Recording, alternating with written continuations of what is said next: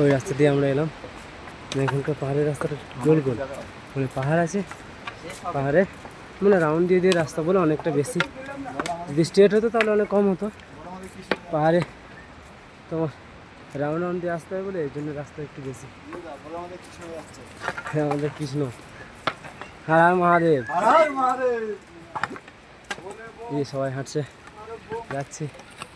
এই যে রাস্তা মানে রাউন্ড দিয়ে উপর দিয়ে নিচে দিয়ে, এই জন্য পাহাড়ে, সেই জন্য অনেকটা দূর।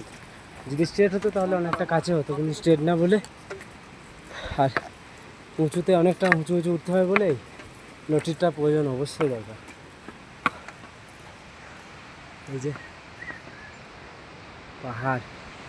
আর একটু পরেই একটা জিনিস দেখাবো যেটা সব থেকে বেটার, একদম মহা আনন্দের একটা জিনিস, যেটা সবার কপালে থাকে না, সবার ভাগ্যে জোটে না। যাই হোক, এক ছোট্ট মন্দির পাহাড়ের কাছে। হর মহাদেব। এরকম রাস্তা এখান থেকে গৌরীকুণ্ড থেকে আমাদের এই কেদারনাথ মন্দিরের যে রাস্তাটা, সেই রাস্তাটা খুবই একটা খারাপ রাস্তা না, ভালো রাস্তা। পাহাড়ে এরকম একটা রাস্তা মানে বিরাট একটা ব্যাপার। রাস্তাও ভালো। তোমরা যদি রাতে হাঁটো তাহলে এই যে পাহাড়গুলো আমরা এত সুন্দর দেখতে পাচ্ছি, সব জিনিসগুলো আমরা নজরবন্দি করতে পারছি, এগুলো কিন্তু করতে পারবে না রাতে। শুধু এই লাইট এই রাস্তাটা দেখতে পাবে। এই যে পাহাড়, এই ঝর্ণা, ওই একটা ওখানে ঝর্ণা আছে, ঝর্ণাটা দেখাবো।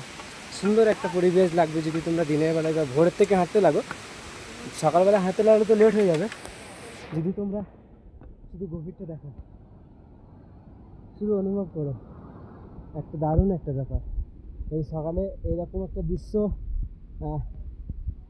দেখা মানে একটা খুব ভাগ্যের ব্যাপার। সুন্দরের থেকেও সুন্দর, মানে এই সুন্দরের কোনো প্রশংসা নেই। যত প্রশংসা করবে কম মনে হবে। এই যে ঝর্ণা, রাতে যদি হাঁটো তাহলে এইসব কিন্তু দেখতে পাবে না। দেখতে পাবে ওই নিচে থেকে যেটা নামছে ওটাই দেখতে পাবে, কিন্তু উপর থেকে যে পড়ছে এতটা একটা সৌন্দর্য জিনিস, এটা কিন্তু দেখতে পাবে না। কেউ যদি আসো এখানে ঘুরতে, নিশ্চয় ভোরের দিকে হাঁটতে শুরু করবে, মানে সুন্দর থেকেও সুন্দর জিনিস তোমাদের চোখে পড়বে। আর একটু পরে আমরা 3-4 কিলোমিটার হাঁটলে তখন ওই যে পাহাড়ে যে বরফ ঢেকে আছে ওগুলো তখন আমরা দেখতে পাবো। ওখান থেকে সবগুলো সব দেখাবো।